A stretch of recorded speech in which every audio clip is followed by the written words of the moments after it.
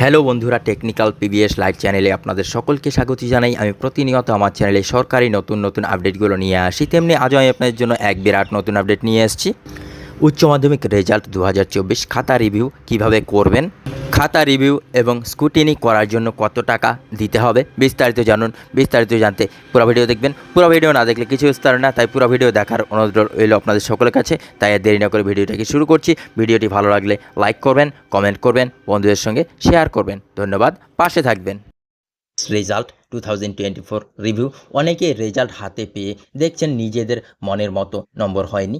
খুব স্বাভাবিকভাবে এই অবস্থায় পড়ুয়ারা সাধারণভাবে সিদ্ধান্ত নিয়ে থাকেন তাদের খাতা রিভিউ করানোর। এছাড়াও অনেক সময় দেখা যায় ছাত্রছাত্রীদের মনে চিন্তা ঘুরতে থাকে কোন বিষয়ে কত নম্বর পেলে তারা পাশ করবে, একটা বিষয় ফেল করলে কি হবে।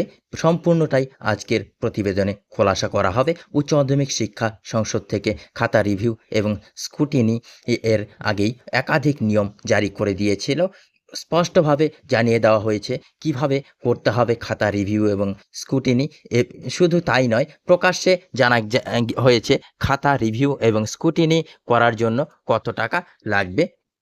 খাতা রিভিউ এবং স্কুটিনি কি, যদি কোনো পরীক্ষার্থী নিজের মনের মতো নম্বর না পেয়ে থাকেন সেক্ষেত্রে আবার তিনি আবেদন জানাতে পারেন নিজের খাতার স্কুটিনি অর্থাৎ নম্বরটি চেক করার জন্য, কিংবা রিভিউ অর্থাৎ খাতা আবার প্রথম থেকে দেখার জন্য আবেদন জানাতে পারেন। খাতা রিভিউ এবং স্কুটিনি করার জন্য কত টাকা দিতে হবে, চলতি বছরে উচ্চ মাধ্যমিক শিক্ষা সংসদ থেকে জানিয়ে দেওয়া হয়েছে মাত্র 7 দিনের মধ্যে খাতা রিভিউ এবং স্কুটিনি করে দিয়ে দেওয়া হবে। তবে এর জন্য ছাত্রছাত্রীদের বেশ কয়েক গুণ বাড়তি টাকা নিজের পকেট থেকে খসাতে হবে। সাধারণ নিয়ম অনুযায়ী খাতা স্কুটিনি এবং রিভিউ এর জন্য বিষয় প্রতি যথাক্রমে 150 টাকা এবং 200 টাকা করে দেওয়া হয়।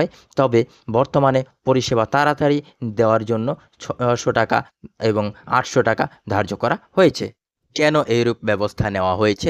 অন্য বছরে দেখা যায় খাতা স্কুটিনি এবং রিভিউ হয়ে আছে যে সময় লাগে তা প্রায় 1 মাস থেকে 45 দিনের মতো, যার কারণে পড়ুয়ারা নিজেদের স্বপ্নের বিষয় নিয়ে স্বপ্নের ইনস্টিটিউটে ভর্তি হতে পারেন না। এরকম পরিস্থিতিতে যাতে আর না পড়তে হয় সেই জন্যেই এই নিয়ম করা হয়েছে। কিভাবে নিজেদের খাতা স্কুটিনি এবং রিভিউ করানোর জন্য আবেদন জানাতে পারবেন। এর জন্য সবার প্রথমে স্কুলের প্রধান শিক্ষকের সঙ্গে যোগাযোগ করতে হবে ছাত্রছাত্রীকে, তারপর তিনি সম্পূর্ণ বিষয়টি গাইড করে দেবেন।